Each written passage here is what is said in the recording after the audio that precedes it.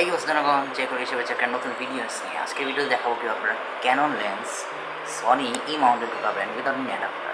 এখানে একটা ছোট্ট ট্রিক্স ইউজ করতে হবে। সেক্ষেত্রে হচ্ছে আপনার যদি একটা 50 mm এর একটা হুড থাকে, ফর ইনস্টেন্স আপনারা তো একটা লেন্স কিনবেনই, জানা কথা একটা 25,000 দিয়ে আপনারা একটা 50 mm কিনলেন।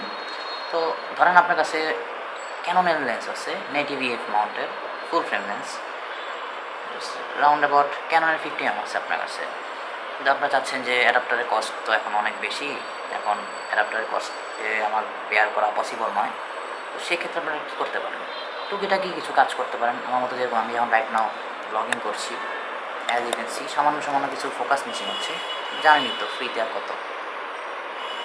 সো আপনারা চাইলে কিন্তু এই সুযোগটা নিতে পারেন। আমি দেখতেছেন ব্যাকগ্রাউন্ড কিন্তু সোয়ারলি বকে, অসাধারণ একটা বকে পাচ্ছি, টিল শিফট লেন্সের একটা ফিল পাচ্ছি। কিছু কিছু সময় আমার চেহারা ফেসটা ঠিকমতো পড়ছে না।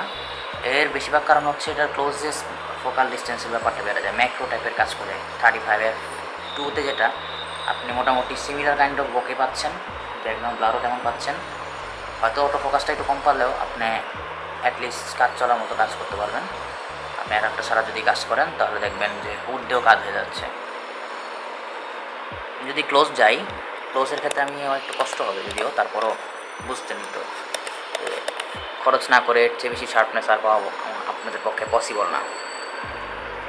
অ্যাজ ইউ ক্যান সি আমি ক্লোজ ডিস্টেন্সে আছি, আমার চোখটা অনেক শার্প দেখাচ্ছে।